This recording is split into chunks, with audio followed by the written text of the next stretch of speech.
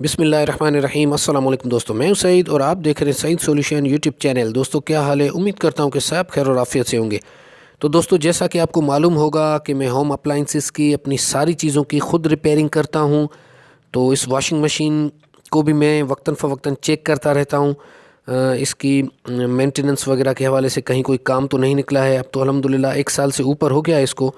लेकिन एक दिन मुझे चेकआउट करते हुए इसमें एक छोटी सी चीज़ नज़र आई। आप भी देखिए और आप भी आइंदा एहतियात कीजिएगा। अगर आपके पास वॉशिंग मशीन है, फिर ऑटोमेटिक है या नॉर्मल है, तो यहाँ पर जनाब ये देख रहे हैं एजिटेटर और बॉडी के बीच में ये कुछ सिक्के टाइप की चीज़ फंसी हुई थी। पहले मैं भी ये समझा कि ये सिक्का होगा, तो चलें इसको निकालने की कोशिश करते हैं और देखते हैं कि ये क्या है।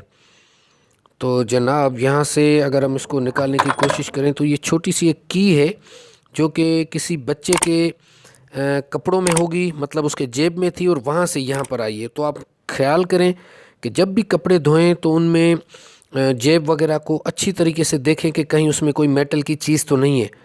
ठीक है। वैसे थोड़ा सा वॉशिंग के दौरान भी मुझे शक हुआ था, क्योंकि पहले जिस तरह से ये राउंड घुमाती थी कपड़ों का, इस तरह राउंड नहीं घुमा रही थी। तो बहरहाल इस पर भी मेरा शक गया। अच्छा, मैं अपनी मशीन को ख़ुद भी चेक करता रहता हूँ। मेरी एक वीडियो भी बनी हुई जिसमें ये नई मशीन यहाँ से मतलब इसका ये ड्रम ढीला हो गया था, तो मैंने उसको दोबारा फिर फिक्स किया था। तो जनाब इसको निकालने के बाद अब आप चेक कर सकते हैं कि ये कितना इजी घूम रहा है। तो आप भी इस तरह एक नज़र लगा दिया करें कि कहीं कोई चीज़ फंसी हुई तो नहीं है।